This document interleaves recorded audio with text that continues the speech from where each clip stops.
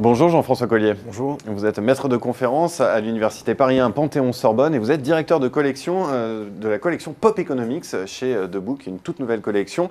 Dans cette collection, il vient de paraître La logique cachée de la vie de Tim Hartford, c'est un économiste britannique. Et dans ce livre, l'auteur propose une autre lecture de la rationalité en économie. Selon lui, ceux qui ont l'air le moins rationnels sont peut-être ceux qui le sont le plus, même s'ils n'en ont pas forcément confiance. Est-ce que vous pouvez nous en dire plus sur cette hypothèse ?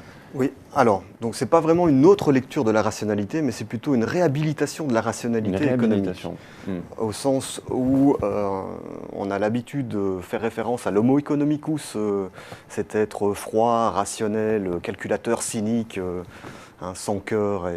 Donc ça, c'est l'homo economicus qui sert de base à l'analyse économique et microéconomique plus principalement.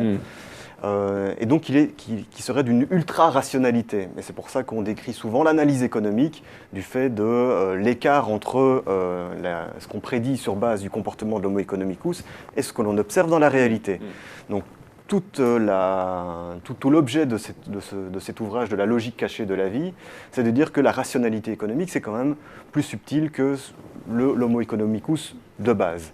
Donc la rationalité économique, c'est l'agent répond à des incitations économiques de manière rationnelle. C'est-à-dire qu'au sein d'un contexte, il va chercher par exemple à maximiser sa satisfaction. Sans mesurer forcément consciemment les avantages et les coûts.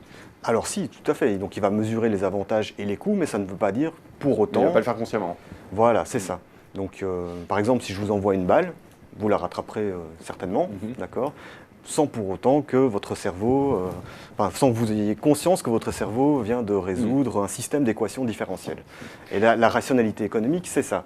C'est que vous allez analyser les coûts-bénéfices, qui ne sont pas forcément monétaires, je le répète, de façon à rationnellement maximiser votre satisfaction. Alors il y a beaucoup d'exemples un petit peu étonnants dans le livre. Il parle de prostitution, de délinquance. Est-ce qu'il y en a un qui vous paraît plus parlant ?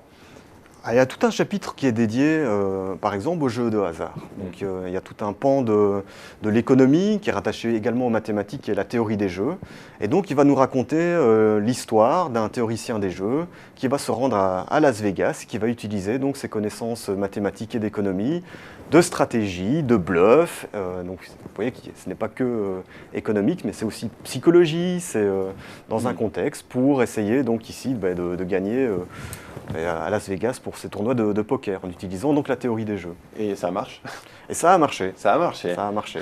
Alors quel est selon vous l'apport principal de ce livre ? C'est qu'il vient compléter la théorie économique, qu'il l'interroge sur les concepts qu'on utilise habituellement ?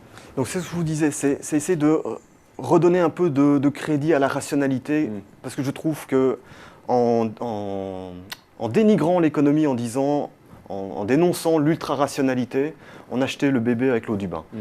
La rationalité, non. Un homme rationnel peut être altruiste, il peut éprouver des sentiments d'amour, il peut avoir du cœur. Ça fait partie de la rationalité. Or, on avait tendance à l'avoir oublié en disant non, l'économie qui explique tout, qui se mêle de tout. On parle d'impérialisme économique.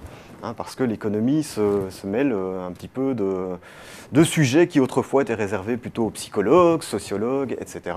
Donc ici, c'est l'économie du tout, sur base de la rationalité, mais il faut bien penser que l'économie, c'est une théorie hypothético-déductive, c'est-à-dire qu'on pose des hypothèses et on voit ce qu'il en ressort. Si ce qu'il en ressort ne correspond pas à la réalité, eh bien, et alors il faut aller voir quelles sont les hypothèses qui étaient fausses. D'accord ? Mais dans la rationalité, je veux dire, à partir du moment où on observe tel phénomène, comment peut-on rationnellement l'expliquer ?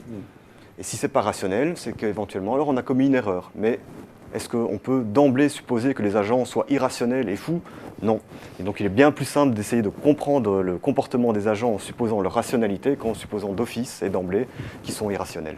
Eh bien, merci beaucoup Jean-François Collier d'être venu présenter ce livre, La logique cachée de la vie de Tim Hartford, qui est publié donc dans cette toute nouvelle collection de chez The Book, Pop Economics. Merci. Merci à vous.